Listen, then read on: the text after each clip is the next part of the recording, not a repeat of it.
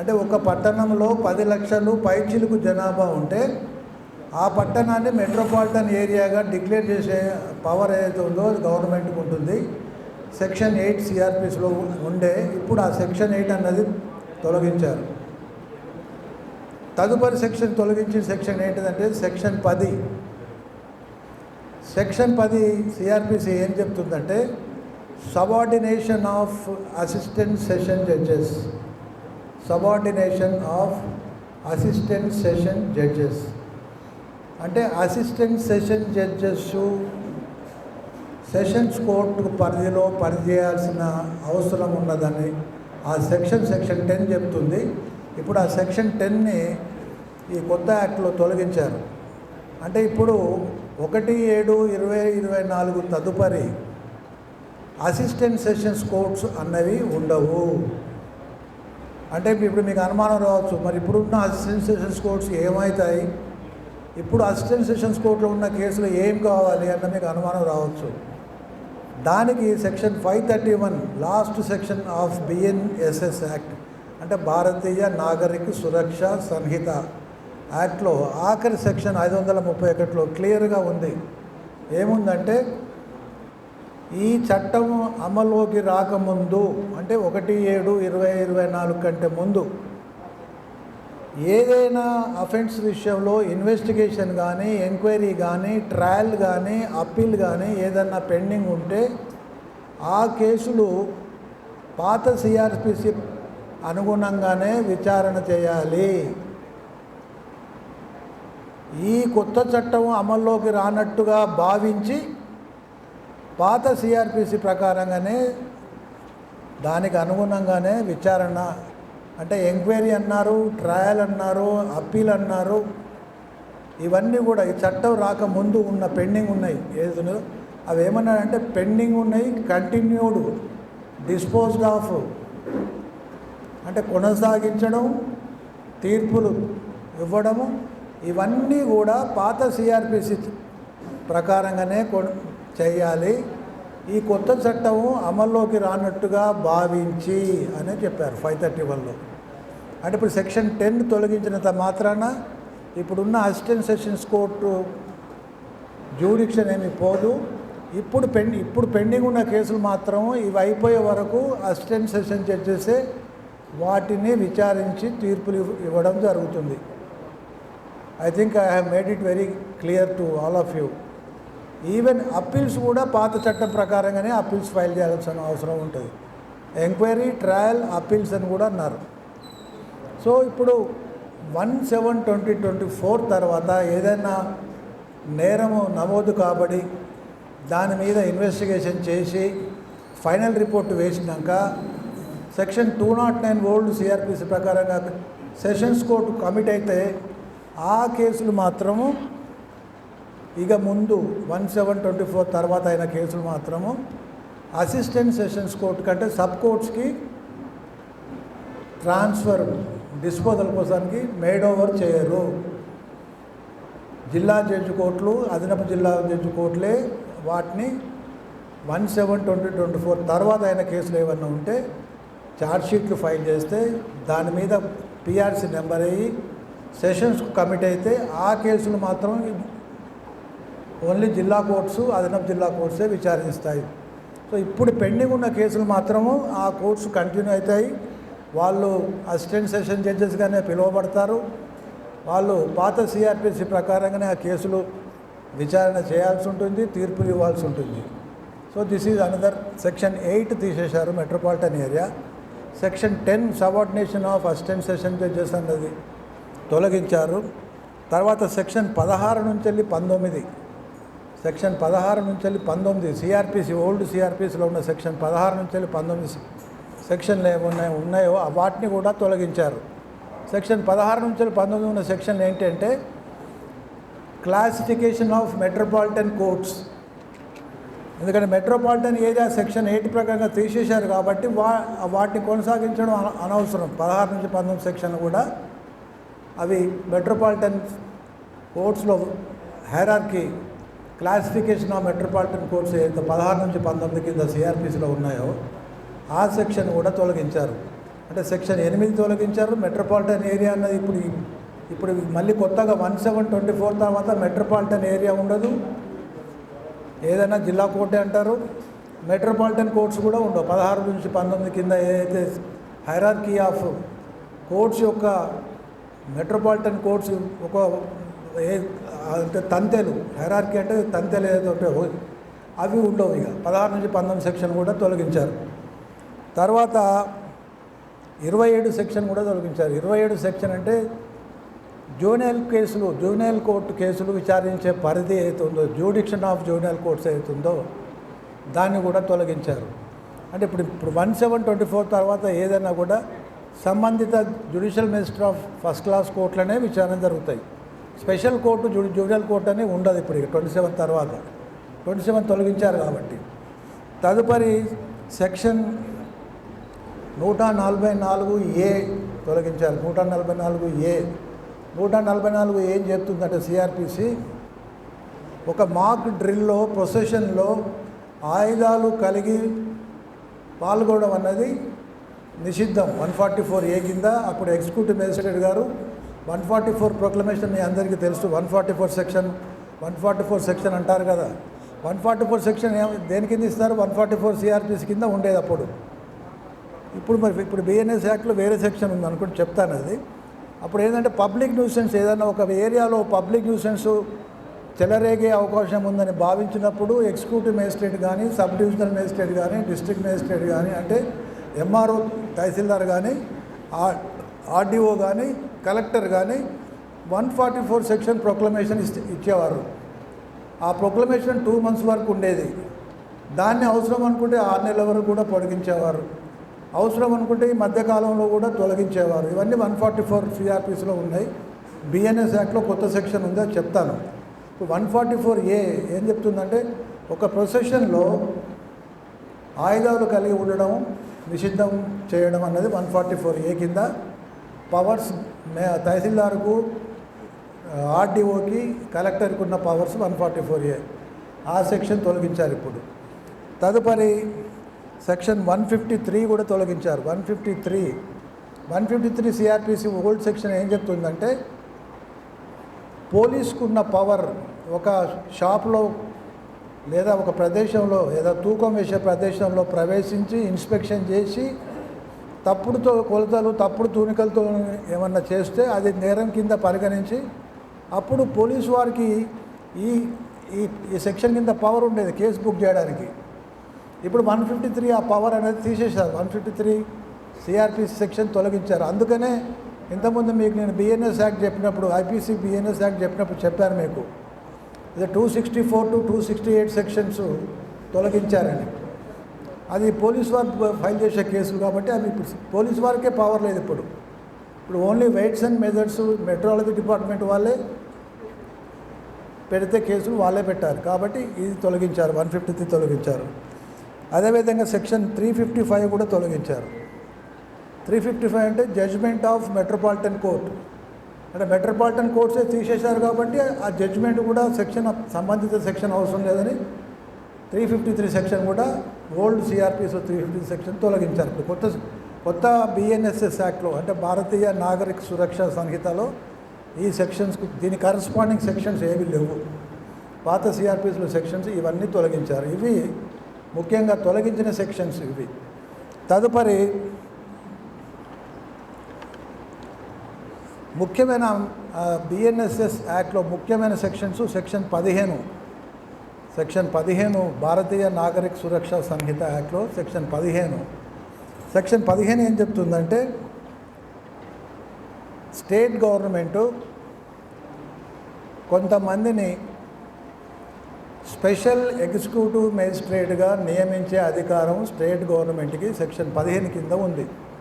Section 15 BNSS యాక్ట్లో state government is empowered to appoint any person as executive magistrate including a police officer not below the rank of superintendent of police. ఇలాంటి వారిని special executive మేజిస్ట్రేట్గా నియమించే అధికారం రాష్ట్ర ప్రభుత్వానికి section 15 కింద ఇచ్చారు. అంటే ఏ వ్యక్తినైనా special executive మేజిస్ట్రేట్గా నియమించవచ్చు.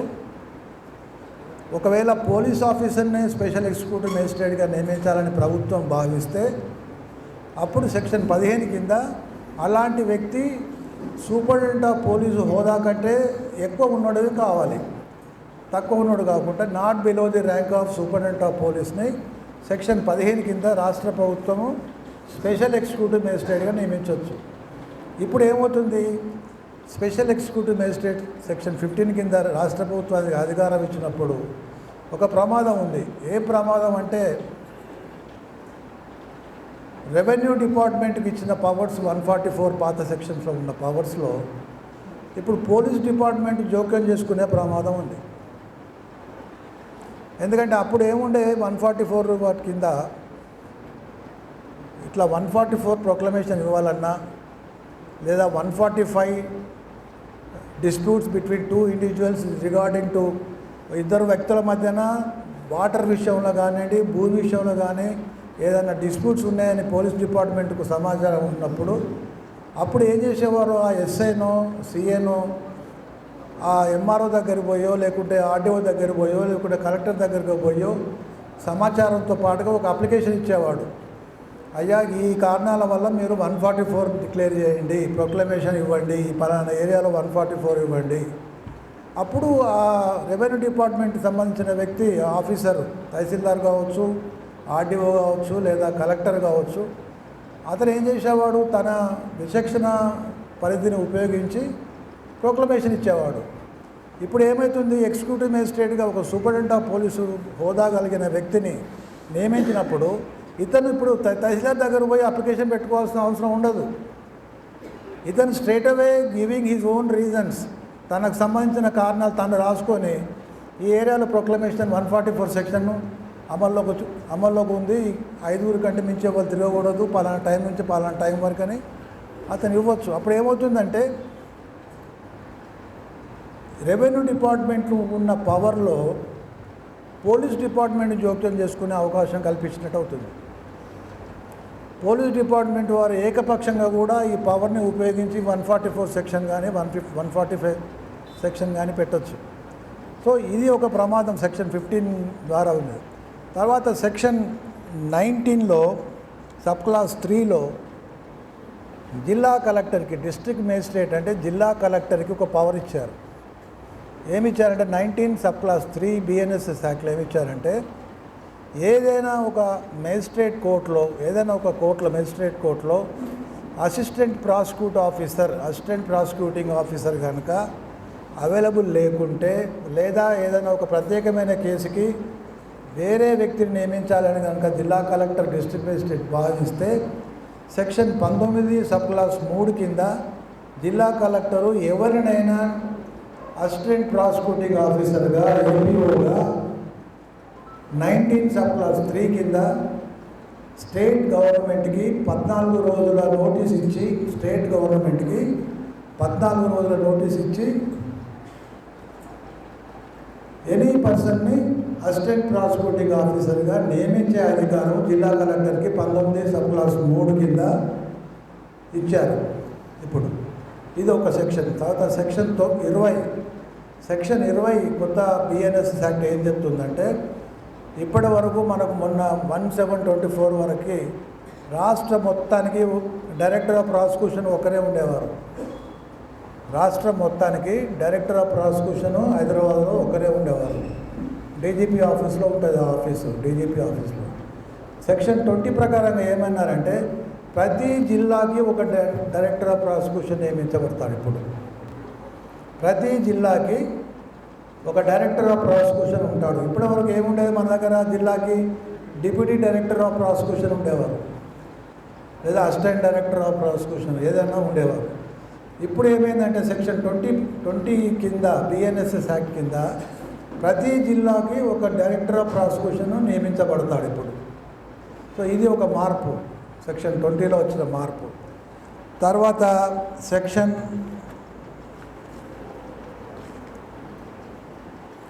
25 BNSS act, Bharatiya Nagarik సురక్ష సంహిత.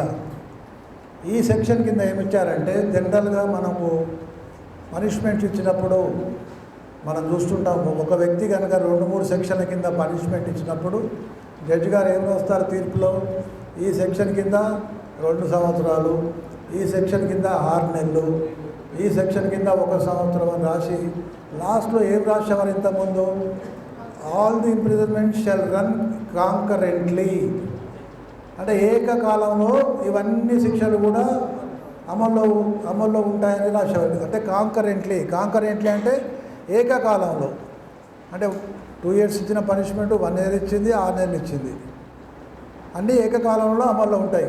2 years అయినాక మళ్ళీ 1 year, 1 year అయినాక మళ్ళీ 6 months కాదు. సో ఏకకాలం అంటే ఇప్పుడు మ్యాక్సిమం 2 years 3 సెక్షన్ల కింద అనుభవించి బయటికి రావచ్చు. ఇప్పుడు 25లో ఏమన్నారంటే considering the gravity of the offence, ఒక నేరం యొక్క తీవ్రతని పరిగణలోకి తీసుకొని జడ్జి గారికి ఇప్పుడు పవర్స్ ఇచ్చారు. ఏమని ఇచ్చారంటే పనిష్మెంట్స్ ఒక సెక్షన్ కంటే ఎక్కువ సెక్షన్ల కింద శిక్ష కనుక వేస్తే ఆ పనిష్మెంట్స్ ఏకకాలంలో అనుభవించమని రాయొచ్చు, లేదా ఒకదాని తదుపరి ఒకటి అనుభవించని కూడా రాయొచ్చు. ఇప్పుడు అంటే కన్సిక్యూటివ్లీ, కాంకరెంట్లీ కాకుండా కన్సిక్యూటివ్లు కూడా అనుభవించమని రాసే అధికారం సెక్షన్ 25 BNSS యాక్ట్ కింద ఇప్పుడు జడ్జి గారికి ఇచ్చారు. అంటే నేరం యొక్క తీవ్రతని పరిగణలోకి తీసుకోమన్నారు. నేరం యొక్క తీవ్రతని పరిగణలోకి తీసుకొని ఆ విధంగా పనిష్మెంట్ ఇచ్చే అధికారం సెక్షన్ 25 BNSS యాక్ట్ కింద కొత్త చట్టంలో అది పొందుపరిచారు. ఇదొక ఇంపార్టెంట్ చేంజ్. దీని తదుపరి మనకు పాత సెక్షన్ 41A CRPC తెలుసు కదా మీకు, station bail section 41A CRPC ఇప్పుడు BNSS యాక్ట్లో సెక్షన్ 35 కింద పొందుపరిచారు. BNSS act section 35 equivalent to section 41A CRPC. సెక్షన్లో ఏం పెద్ద మార్పు ఏం చేయలేదు. 41Aకును సెక్షన్ 35కి ఏం మార్పు చేయలేదు. కేవలము సెక్షన్ యొక్క నెంబర్ మారింది. 41A పోయి 35 అయిపోయింది. గతం నుంచి సెక్షన్లో ఏం లేదు. అందులో నోటీస్ ఇస్తాడు నేరస్తునికి, అప్పేర్ కమ్మని, పలానా ప్లేస్లో అప్పేర్ కమ్మంటాడు. ఆ ప్రకారంగా అతను అప్పేర్ అయినంత కాలం అరెస్ట్ చేయకుండా ఉండే అధికారం పోలీస్ ఆఫీసర్కి ఉంటుంది.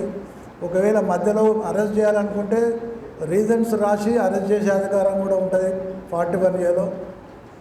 సో ఇవన్నీ కూడా 35లో కూడా సేమ్ సెక్షన్, ఒక సెక్షన్ నెంబర్ మారింది. 41A నుంచి 35 అయింది. ఇప్పుడు BNSS యాక్ట్లో 35 అయింది. తర్వాత మీకు 41B-C-D కూడా ఉంది. 41A ఇది నోటీస్ ఇవ్వడం, అరెస్ట్ చేయకుండా స్టేషన్ బెయిల్ ఇవ్వడం అన్నది 41A కింద. 41B-C-D కూడా ఉంది CRPCలో. B అంటే ఏంటిది, అరెస్ట్ చేసే వ్యక్తి తన ఐడెంటిటీని తెలియడానికి యూనిఫార్మ్ను నేమ్ ప్లేట్ పెట్టుకోవాలి. అది 41B చెప్తుంది. 41C ఏం చెప్తుంది? 41C ఏం చెప్తుందంటే అరెస్ట్ చేసినప్పుడు అరెస్ట్ చేయబడ్డ వ్యక్తి యొక్క కుటుంబ సభ్యులకు కానీ, బంధువులకు కానీ, ఫ్రెండ్స్కి కానీ, లోకాలిటీ పీపుల్ కానీ ఏ సెక్షన్ కింద ఏ గ్రౌండ్స్ కింద అరెస్ట్ చేస్తున్నారు అనేది తెలియపరచాలి. అది 41C. 41D ఏంటిది? 41D ఏం చెప్తుందంటే ప్రతి జిల్లా హెడ్ క్వార్టర్స్లో రాష్ట్ర DGP ఆఫీస్కి అనుసంధానం చేసుకుంటూ ఒక ఎలక్ట్రానిక్ ఇన్ఫర్మేషన్ ప్రతి పోలీస్ స్టేషన్ దగ్గర రాష్ట్ర DGP ఆఫీస్లో ఉన్న దానికి అనుసంధానం చేసుకుంటూ ప్రతి పోలీస్ స్టేషన్లో బయట ఒక ఎలక్ట్రానిక్ బోర్డు పెట్టాలి. ఏం పెట్టాలి? అందులో ఏం పెట్టాలి? గత 24 గంటలలో ఏ వ్యక్తులు అరెస్ట్ అయ్యారు, ఏ సెక్షన్ల కింద అరెస్ట్ అయ్యారు, ఏ పోలీస్ స్టేషన్లో అరెస్ట్ అయ్యారు, ఏ క్రైమ్లో అరెస్ట్ అయ్యారు, ఎప్పుడు అరెస్ట్ అయ్యారని చెప్పాలి. మీరు ఎంతమంది చూశారండి ఇక్కడ పోలీస్ స్టేషన్లో? చూశారు ఎక్కడన్నా? చూశారమ్మా? చట్టంలో ఉంటుంది. మనకు అనుకూలం ఉంటే పాటిస్తాం, మనకు వ్యతిరేకంగా ఉంటే పాటించాం. అది సో 41B-C-Dని ఏం చేశారంటే 2 సెక్షన్ల కింద విభజించారు. 36, 37 పెట్టారు. 41A 1, 35. B-C-Dని 3 వీటిని 2 సెక్షన్ల కింద విభజించి సెక్షన్ 36, సెక్షన్ 37 పెట్టారు. సెక్షన్ మ్యాటర్ సేమ్, నెంబర్లే మారినాయి, అది ఒక్కటే గుర్తుపెట్టుకోండి. ఇంతకుముందు చెప్పాను కదా 90% పాత యాక్టే, 10% కొత్త యాక్ట్ అని. సో నెంబర్లు మారినాయి. సో ఇది దెన్ నెక్స్ట్ 37B 35(7) 35 తర్వాత 179 బ్రాకెట్లో 1 35(7) 179 బ్రాకెట్లో 1 BNSS యాక్ట్. ఇదేం చెప్తుందంటే 60 సంవత్సరాలు పైబడిన వ్యక్తులు కానీ లేదా ఏదైనా దీర్ఘకాలిక రోగంతో బాధపడుతున్న వ్యక్తి కానీ 3 సంవత్సరాలు అంతకంటే తక్కువ శిక్ష కాలం ఉన్న కేసులలో ఇలాంటి వ్యక్తులు, అంటే ఎలాంటి వ్యక్తులు 60 సంవత్సరాలు పైబడిన వారు లేదా దీర్ఘకాలిక రోగంతో బాధపడుతున్న వారిని అరెస్టు చేయాలంటే డిఎస్పి గారి పర్మిషన్ లేదు, అరెస్ట్ చేయకూడదు. సంబంధిత డిఎస్పి గారి పర్మిషన్ లేకుండా 3 సంవత్సరాలు అంతకు తక్కువ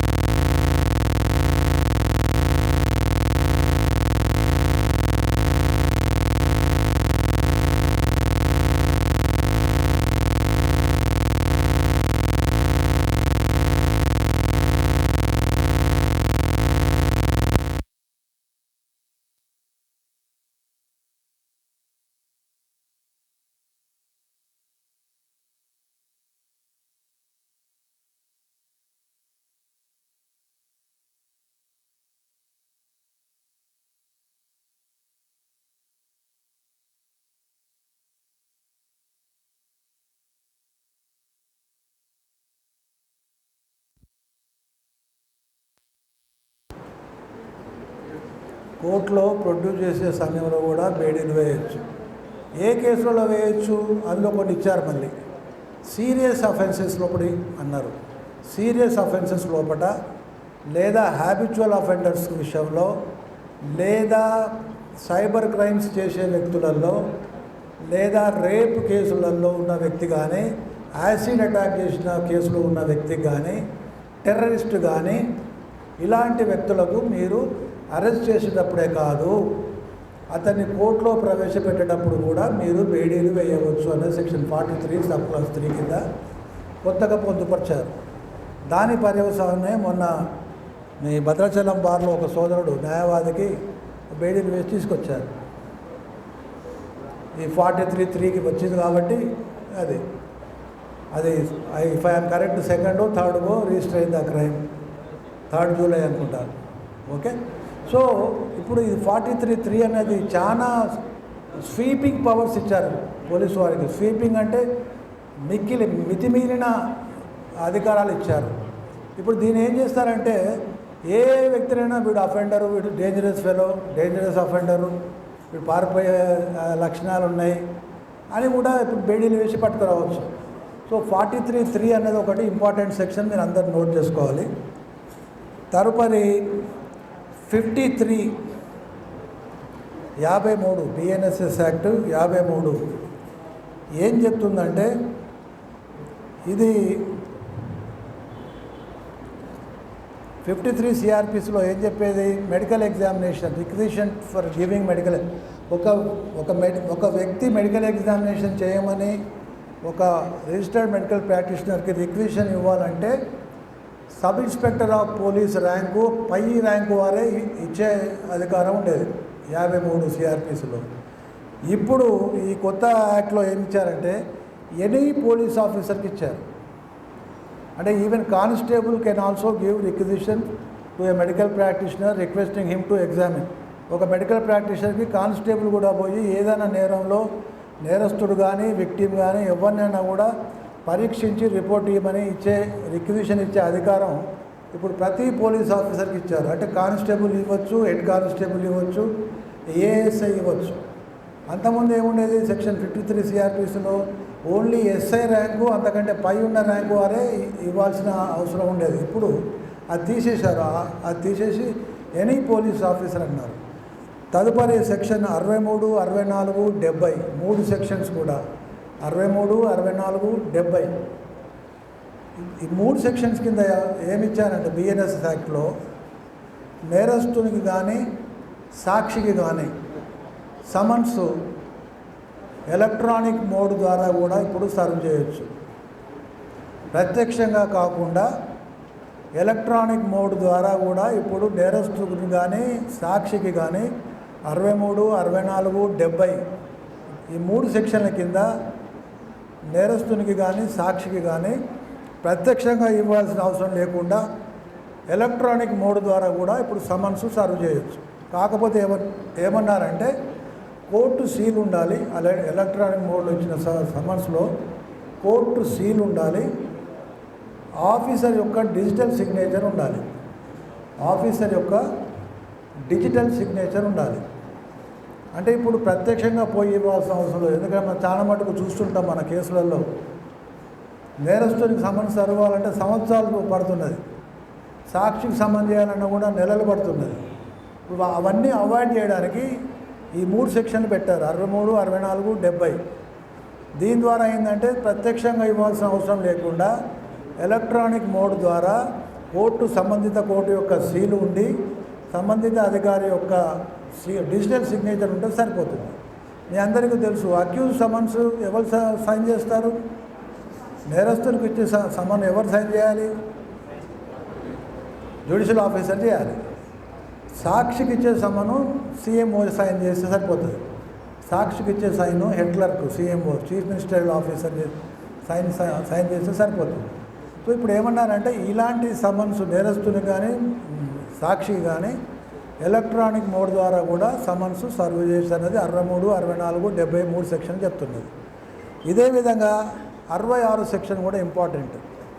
section 66 BNSS act BNSS act అంటే భారతీయ నాగరిక సురక్ష సంహిత. ఇదేం చెప్తుందంటే సాధారణంగా సపోజ్ ఏ నేరస్తునికైతే సమన్ సర్వ్ చేయాలనో ఆ పోయిన టైంకు ఆ నేరస్తుడు లేకుంటే ఏదైనా సాక్షికి సమన్ సర్వ్ చేయాలంటే ఆ టైంకు ఆ సాక్షి ఇంట్లో లేకుంటే అంతకుముందు ఏముండేది, any adult male member of the ఫ్యామిలీకి ఇస్తే సరిపోతుంది. ఎనీ అడల్ట్ మేల్ మెంబర్కి ఇస్తే సరిపోతున్నారు. అంటే మేజర్ అయిన మగవానికి ఇస్తే సరిపోతుంది అన్నాడు. మగవానికి ఇస్తే నేరస్తునికి ఇచ్చినట్టే లేదా సాక్షికి ఇచ్చినట్టే ఉంది. ఇప్పుడు 66 కింద ఏమన్నా అంటే ఆ జెండర్ డిస్క్రిమినేషన్ అనేది తొలగించారు. ఇప్పుడు ఆడి మనిషికి అడల్ట్ ఫిమేల్ మెంబర్కి ఇచ్చినా కూడా సంబంధిత నేరస్తునికి కానీ సంబంధిత సాక్షికి కానీ ఇచ్చినట్టే. అంటే అంతకుముందు పురుషుడికి ఇవ్వాలని ఉండేది, ఆ పురుషుడు లేదు, ఇప్పుడు స్త్రీ కూడా పురుషునితో సమానమే అన్న విషయంలో ఈ 66 సెక్షన్ అన్నది పెట్టడం జరిగింది. తదుపరి 105, 176, 185 మూడు సెక్షన్స్ కూడా సెర్చ్ అండ్ సీజర్ సంబంధించిన సెక్షన్లు. సెర్చ్ అండ్ సీజర్ అంతకుముందు సిఆర్పిసిలో 101 అవి ఉండేగా, 101, 102. ఇప్పుడు సెర్చ్ అండ్ సీజర్ 202 సిఆర్పిసిలో, ఇప్పుడు 105, 176, 185 మూడు సెక్షన్ కూడా సెర్చ్ అండ్ సీజర్ సంబంధించినవి. అంటే ఎప్పుడైనా ఒక పోలీస్ ఆఫీసరు లేదా ఇన్వెస్టిగేటింగ్ ఆఫీసరు ఒక నేరస్తుడిని సెర్చ్ చేసి అతని దగ్గర నుంచి సీజ్ చేసినప్పుడు ఏ విధమైన ప్రక్రియ అమలు చేయాలన్నది ఈ మూడు సెక్షన్లు చెప్తున్నది. ఈ మూడు సెక్షన్లు ముఖ్యంగా 105, 176, 185 సెక్షన్స్ ఏం చెప్తున్నాయంటే ఇట్లాంటి సెర్చ్ చేసి అతని దగ్గర నుంచి ఏదైనా ఇంక్రిమినేటింగ్ ఆర్టికల్ సీజ్ చేసినప్పుడు కంపల్సరీగా ఆ మొత్తం ప్రాసెస్ని వీడియోగ్రఫీ ద్వారా రికార్డ్ చేయాలి. వీడియోగ్రఫీ ద్వారా రికార్డ్ చేయాలి. 2 సీజ్ చేసిన ఏదైనా ఆర్టికల్స్ ఉంటే దాని లిస్టు తయారు చేయాలి. 1, 2, 3, 4 అని లిస్టు తయారు చేయాలి. 3వ కండిషన్ ఏంటంటే పంచుల సమక్షంలో ఈ ప్రొసీడింగ్స్ తీసుకుంటారో వారి సంతకాలు తీసుకోవాలి. దాని మీద లిస్టు మీద వారి సంతకాలు తీసుకోవాలి. ఇది ఇప్పుడు కొంతమందికి ఒక విధంగా చూస్తే నేరస్తునికి లాభం చేసేదని చాలామంది అనుకుంటారు. కానీ వాస్తవంగా లాభం జరుగుతుందా అన్నది నాకు అనుమానం. ఇప్పుడు ఇలాంటి వీడియోగ్రఫీ ఎక్కడైనా తీయొచ్చు, ఎప్పుడైనా తీయవచ్చు. Where is the guarantee that videography is taken at so and so, ఎక్కడ ఒక ప్రదేశంలో ఎక్కడైతే అరెస్ట్ చేశారో అదే టైంలో తీసినది. ఇప్పుడు ఈవెన్ వీడియోలలో కూడా మనం టైము డేటు చేంజ్ చేసుకోవచ్చు. వీడియోలలో కూడా టైం, సో మ్యానిపులేషన్ జరగదు అని చెప్పే ఆస్కారం అయితే లేదు. ఒకవైపు వీడియోగ్రఫీ తీస్తే చాలా సేఫ్టీ ఉంటుంది నేరస్తుని కానీ మనం అనుకోవచ్చు. కానీ ఇందులో కూడా మళ్ళీ మ్యానిపులేషన్కి అయితే అవకాశం ఉంది. So 105, 176, 185 BNSS act videography now made as a mandatory. Videography అన్నది ఇప్పుడు మ్యాండేటరీ చేశారు, తప్పనిసరి చేశారు. మ్యాండేటరీ అంటే వీడియోగ్రఫీ తీయడం అనేది తప్పనిసరి చేశారు. 105, 176, 185 బిఎన్ఎస్ఎస్ యాక్ట్ కింద. తదుపరి 107 బిఎన్ఎస్ఎస్ యాక్ట్. ఇది కూడా ఇంపార్టెంట్ 107 బిఎన్ఎస్ఎస్ యాక్ట్. అంతకుముందు 202 సిఆర్పిసి కింద ఒక ఇన్వెస్టిగేటింగ్ ఆఫీసర్కి మూవబుల్స్ సీజ్ చేసే అధికారం ఉండేది. Seizure of certain movables during search and seizure 202 CrPC కింద ఉండేది. 101 సిఆర్పిసి కింద కూడా ఉండేది. ఇప్పుడు 107లో ఏం చెప్పారంటే మూవబుల్సే కాదు, ఇమ్మూవబుల్ ప్రాపర్టీ కూడా అటాచ్ చేయమని జడ్జి గారిని, మేజిస్ట్రేట్ గారిని కోరే అధికారం 107 కింద ఇప్పుడు పోలీస్ ఆఫీసర్కి ఇచ్చారు.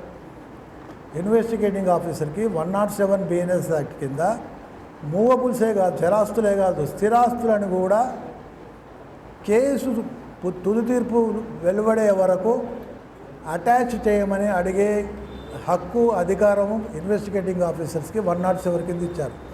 ఎప్పుడు ఉంటుంది ఈ అధికారం అంటే మళ్ళీ అందులో కూడా క్లారిఫై చేశారు.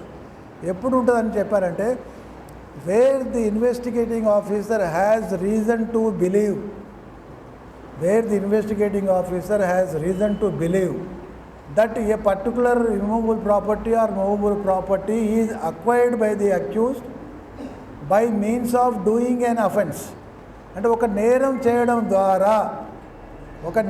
చేయడం ద్వారా నేరస్తుడు పలానా ఇమూవబుల్ ప్రాపర్టీ కానీ పలానా మూవబుల్ ప్రాపర్టీ కానీ సంపాదించాడు, తన ఆధీనంలోకి ఉంది, కావున తుది తీర్పు వెలువడే వరకు మీరు ఈ ప్రాపర్టీని జప్తు చేయండి అని అదిగే అధికారం 107 కింద ఇన్వెస్టిగేటింగ్ ఆఫీసర్కి ఇచ్చారు.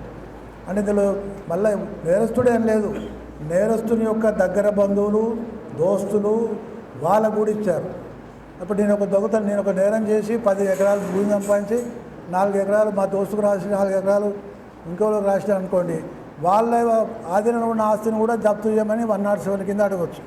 అంటే 107 కింద ఐఓ ఏం చేస్తాడంటే అప్లికేషన్ పెడతాడు మేజిస్ట్రేట్ దగ్గర అప్లికేషన్ పెట్టి అలా కారణాలు రాస్తాడు.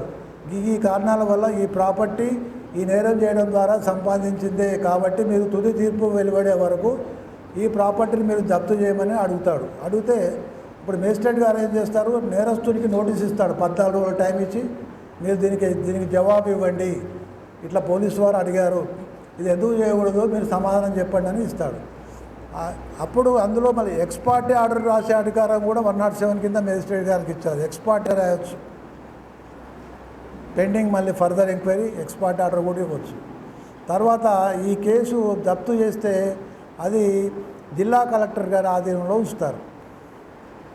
తుది తీర్పులో ఆ ప్రాపర్టీ ఎవరికి ఏమంటే వారికే జిల్లా కలెక్టర్ గారు ఇవ్వాలి. తుది తీర్పులో లాస్ట్లో తీర్పులో అది నేరం చేయడం ద్వారా సంపాదించిన ఆస్తి కాదు, నేరస్తుడు స్వతహాగా తను సంపాదించుకున్న ఆస్తి కాబట్టి ఇది జప్తు చేయడానికి వీల్లేదు అన్నప్పుడు నేరస్తునికే ఇవ్వమంటాడు. ఒకవేళ నేరం చేయడం ద్వారా సంపాదించిన ఆస్తి అయితే ఎంత మేరకు రాష్ట్ర ప్రభుత్వానికి ఇవ్వాలనో అది కూడా రాస్తారు.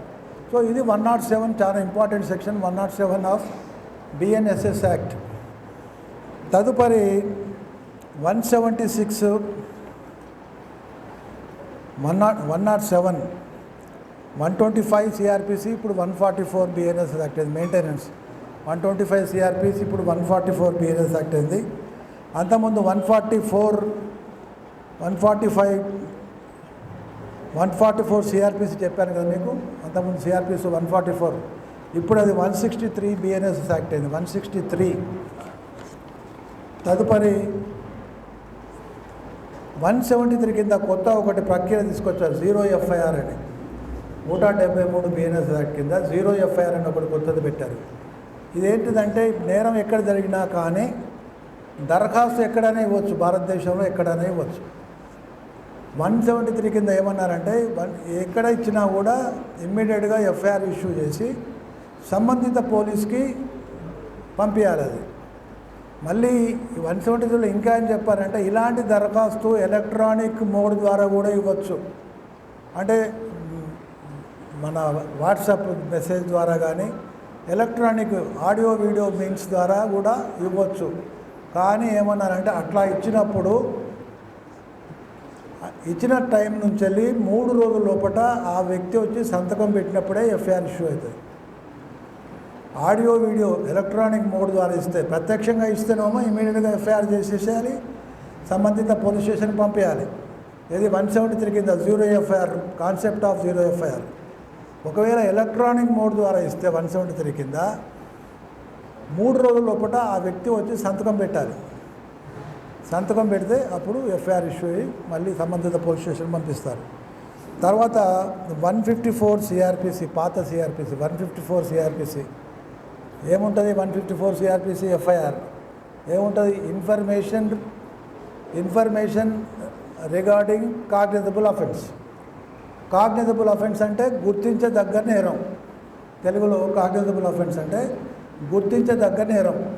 సో 154 CRPCలో, పాత CRPCలో ఏముండేదంటే కాగ్నిజబుల్ అఫెన్స్ సంబంధించి ఏ ఇన్ఫర్మేషన్ పోలీస్ స్టేషన్లో ఇచ్చినా కూడా ఇమ్మీడియట్గా FIR ఇష్యూ చేయాలి. ఒకటి ఆ అఫెన్స్ ఇచ్చిన నేరం కనుక 354 ABCD కానీ 376 ABCDE కానీ 226 227 IPC కానీ అంటే యాసిడ్ అటాక్స్ ఇలాంటి నేరాలకు సంబంధించిన ఇన్ఫర్మేషన్ ఇచ్చినప్పుడు కంపల్సరీగా ఒక లేడీ ఆఫీసరే ఎఫ్ఐఆర్ రిజిస్టర్ చేయాలని ఉండేది.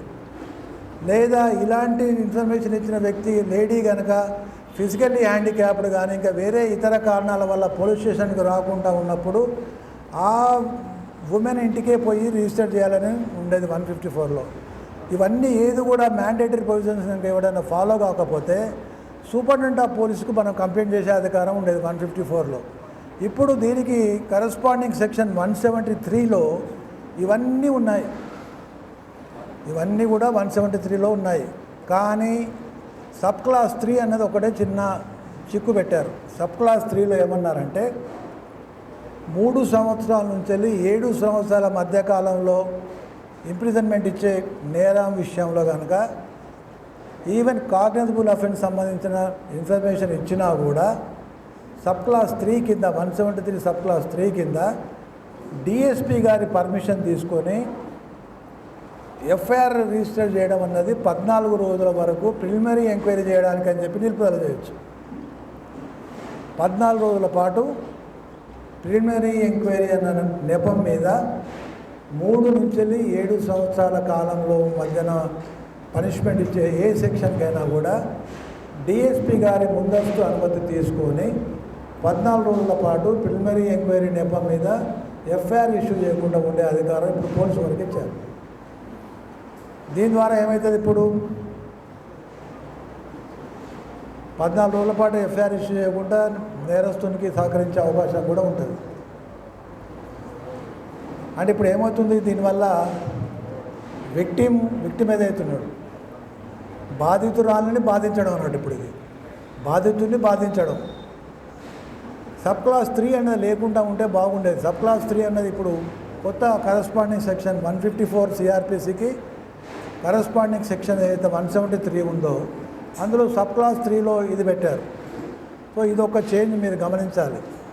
3 సంవత్సరాల నుంచి 7 సంవత్సరాల మధ్యకాలంలో శిక్ష వేసే ఏ నేరానికైనా కూడా డిఎస్పీ గారు ముందస్తు పర్మిట్ తీసుకొని ఇది చేయొచ్చు. తదుపరి 173లో ఏమన్నారు, ఇంకా 173లో ఎఫ్ఐఆర్ అనేది కూడా ఎలక్ట్రానిక్ మోడ్లో తీసుకోవచ్చని ఇంతకుముందు చెప్పారు మీకు. ఎలక్ట్రానిక్ మోడ్లో కూడా తీసుకోవచ్చు. తదుపరి 176 sub class 3 important section 176 sub class 3 ఇందులో ఏమన్నారంటే 7 సంవత్సరాలు పైబడి శిక్ష వేసే ఏ నేరం విషయంలో అయినా కానీ 7 సంవత్సరాలు పైబడి శిక్ష వేసే ఏ నేరానికైనా ఆ నేరం విషయంలో ఫారెన్సిక్ ఇన్వెస్టిగేషన్ చేయాలి, కంపల్సరీ చేశారు. ఇప్పుడు ఫారెన్సిక్ ఇన్వెస్టిగేషన్ అన్నది కంపల్సరీ చేయాలి. ఇప్పుడు 7 years అంతకు పైబడి శిక్ష వేసే ఏ నేరంలో అయినా కూడా ఇప్పుడు ఫారెన్సిక్ ఇన్వెస్టిగేషన్ అనేది కంపల్సరీ చేశారు. అంతకుముందు కంపల్సరీ లేకుండే, ఇప్పుడు మ్యాండేటరీ చేశారు. ఫారెన్సిక్ ఇన్వెస్టిగేషన్ చేయాలి. ఏ నేరాల్లో చేయాలి, 7 సంవత్సరాలు అంతకు మించి శిక్ష వేసే నేరాలలో చేయాలి. తర్వాత 183 బిఎన్ఎస్ఎస్ యాక్ట్లో ఏమన్నారంటే 10 సంవత్సరాలు అంతకు మించి శిక్ష వేసే ఏ నేరంలో అయినా కూడా 10 సంవత్సరాలు అంతకు మించి శిక్ష వేసే ఏ నేరం విషయంలో అయినా కానీ సాక్షుల వాంగ్మూలాలు judicial magistrate of first class record చేయాలి. సాక్షుల వాంగ్మూలాలు judicial magistrate of first class record చేయాలి. 183 ఇది ఒక ఇంపార్టెంట్ చేంజ్. తర్వాత నెక్స్ట్ ఇంపార్టెంట్ సెక్షన్ 183(6) బ్రాకెట్ల స్మాల్ ఏ 183(6) బ్రాకెట్ల స్మాల్ ఏ ఇందులో ఏమన్నారంటే రేప్ కేసు లోపట, రేప్ విక్టిమ్ కేసు లోపట బాధితురాలి వాంగ్మూలము లేడీ జ్యుడిషియల్ ఆఫీసర్ రికార్డ్ చేయాలి. 183(6) బ్రాకెట్ల స్మాల్ ఏ బిఎన్ఎస్ యాక్ట్లో ఏమన్నా అంటే రేప్ విక్టిమ్స్ కేసు లోపట బాధితురాలి వాంగ్మూలం అన్నది లేడీ జ్యుడిషియల్ ఆఫీసరే రికార్డ్ చేయాలి. లేడీ జ్యుడిషియల్ ఆఫీసర్ రికార్డ్ చేయాలి.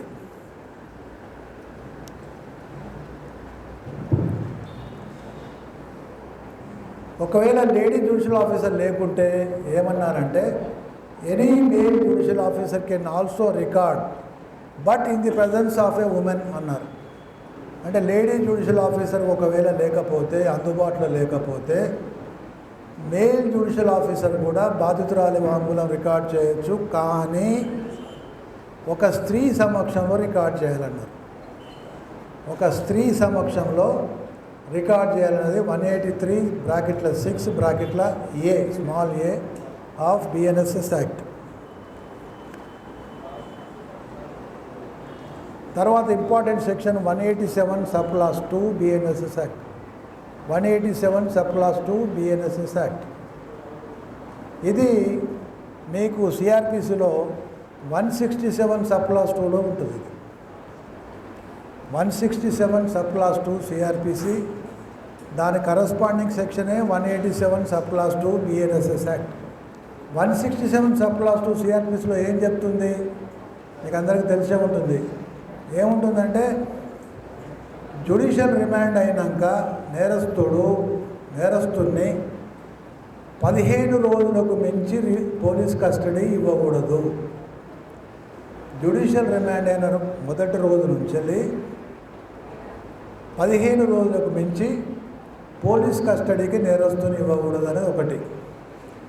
తదుపరి ఇంకేమన్నారు, 10 సంవత్సరాలు అంతకంటే తక్కువ శిక్ష ఉన్న వాటిలలో 60 రోజుల్లోపల కనుక ఛార్జ్షీట్ ఫైల్ చేయకపోతే స్టాచ్యుటరీ బెయిల్ ఇవ్వాలన్నారు.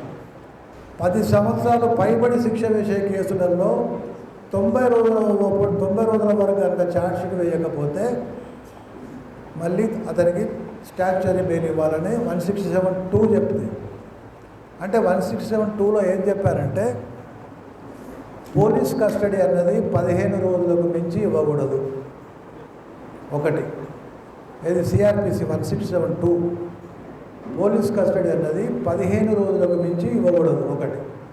రెండోది ఏం చెప్పారు, 10 సంవత్సరాలు అంతకు తక్కువ శిక్ష వేసే కేసులలో 60 రోజులలో ఛార్జ్షీట్ ఫైల్ చేయకపోతే స్టాచ్యుటరీ బెయిల్ ఇచ్చేయాలి.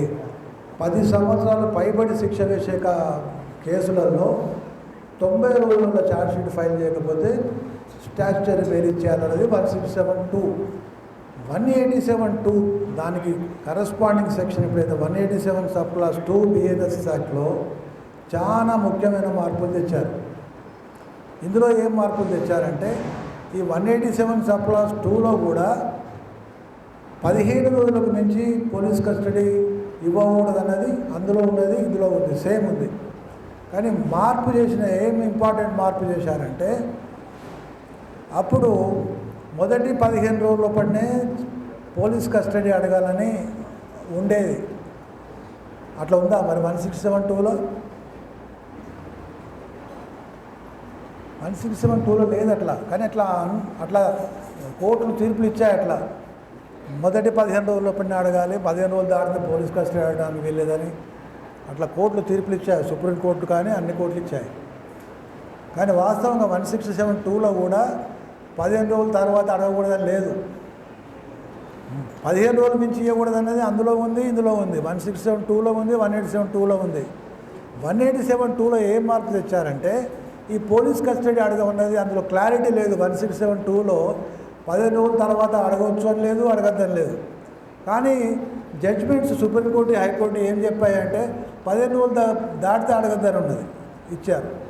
ఇప్పుడు దాన్ని, ఆ యాంబిగ్యూటీని, ఆ కన్ఫ్యూజన్ని తొలగించడానికి 187(2)లో ఏమన్నారంటే, 60 రోజుల లోపల ఛార్జ్షీట్ వేయాల్సిన కేసులలో, అంటే 10 సంవత్సరాలు అంతకంటే తక్కువ శిక్ష వేసే కేసులలో పోలీస్ కస్టడీ ఒకటేసారి కానీ విడతల వారీగా కానీ 40 నుంచి 60 రోజుల మధ్యన కూడా కస్టడీ పిటిషన్ పెట్టుకోవచ్చు.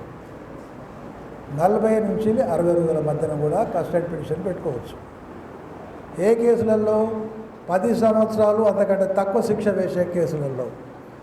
అంతకు మీద శిక్ష వేసే కేసులలో ఏమన్నారంటే 60 నుంచి 90 రోజులలో కూడా పోలీస్ కస్టడీ పిటిషన్ పెట్టుకునే అధికారం ఇప్పుడు పోలీసు వారికి కల్పించారు. ఈ 15 రోజుల కస్టడీ అనేది అందులో 15 రోజులే, ఇందులో 15 రోజులే. ఆ 15 రోజులు ఏకకాలం కావచ్చు, విడుదల వారీగా కావచ్చు. ఇక్కడ కూడా ఏకకాలంలో కావచ్చు, విడుదల వారీగా కావచ్చు. కాకపోతే ఇక్కడ ఏమన్నారంటే 40 నుంచి 60 రోజుల మధ్యన కూడా పెట్టుకోవచ్చు, 60 నుంచి 90 రోజుల మధ్యన కూడా పెట్టుకోవచ్చు. 40 నుంచి 60 రోజులు ఎప్పుడంటే 10 సంవత్సరం అంతకంటే తక్కువ శిక్ష ఉన్న కేసులలో 40 నుంచి 60 వరకు పెట్టుకోవచ్చు. 10 సంవత్సరాలు పైబడి శిక్ష వేసే కేసులలో 60 నుంచి 90 రోజుల వరకు కూడా పెట్టుకోవచ్చు. ఇప్పుడు దీనిలో ఒక చిక్కొచ్చి పడింది. ఇప్పుడు ఏం చిక్కొచ్చి పడిందంటే 92లో మొట్టమొదటిసారిగా 167(2) సిఆర్పిసి మీద సిబిఐ వర్సెస్ అనుపమ్ జే కులకర్ణి, సిబిఐ వర్సెస్ అనుపమ్ జే కులకర్ణి 92లో సుప్రీంకోర్టు ఫస్ట్ ఏమన్నదంటే, ఆ కేసులో ఏమవుతుందంటే 4/10/91 నాడు అరెస్ట్ అవుతాడు అక్యూజ్డ్, 5/10/91 నాడు కోర్టు ముందు ప్రవేశపెడతారు, రిమాండ్ పంపిస్తారు. 9 నాడు పోలీస్ కస్టడీ పిటిషన్ ఫైల్ చేస్తారు. 10 నాడు పోలీస్ కస్టడీ గ్రాంట్ అవుతుంది. 10 నాడు పోలీస్ కస్టడీ గ్రాంట్ అయితే జైలు నుంచి తీసుకెళ్లే క్రమంలో నేరస్తుడు ఏం చేస్తాడంటే, నాకు హార్ట్ అటాక్ వచ్చిందని ఒక ప్రిటెండ్ చేస్తాడు. ప్రిటెండ్ చేస్తే హాస్పిటల్లో అడ్మిట్ అవుతాడు. 10 నాడు హాస్పిటల్లో అడ్మిట్ చేస్తారు. 10 రోజులు హాస్పిటల్లో ఉంటాడు. 21 నాడు డిశ్చార్జ్ చేస్తారు. కోర్టు ముందు ప్రవేశపెడితే కోర్టు జ్యుడిషియల్ కస్టడీ రాస్తుంది. తెల్లారి మళ్ళీ పోలీస్ కస్టడీ పిటిషన్ మళ్ళీ పోలీసు వాళ్ళు మూవ్ చేస్తారు.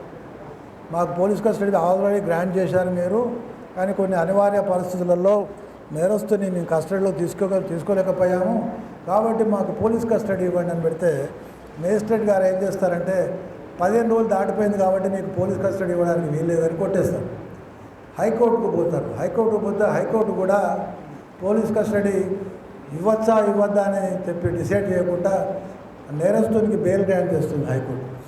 సుప్రీంకోర్టుకు పోతారు.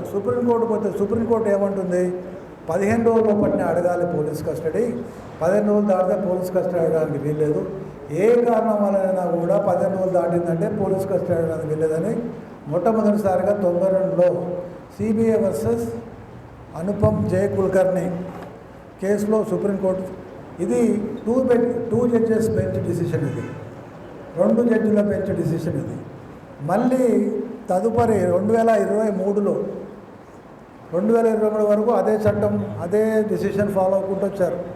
2023లో జూన్ నెలలో ఏం చేశారంటే సిబిఐ వర్సెస్ వికాస్ శర్మ ఈ కేసులో సేమ్ మళ్ళీ ఇదే పాయింట్ సుప్రీంకోర్టు నిర్ణయం చేయాల్సి వచ్చింది. ఈ కేసు కూడా దిసభ్య ధర్మాసనమే తీర్పు ఇచ్చింది. అంటే 2 జడ్జెస్ బెంచ్ డిసిషన్ ఇచ్చింది. ఇందులో ఏమన్నారంటే, ఈ సిబిఐ వర్సెస్ అనుపమ్ జే కులకర్ణిలో ఇచ్చిన తీర్పు అది సహేతుకంగా లేదు, దాని మీద పునర్విచారణ చేయాల్సిన అవసరం ఎంతైనా ఉంది అని చెప్పేసి వారు ఏమన్నారంటే, దాన్ని ఏం తేల్చకుండానే అది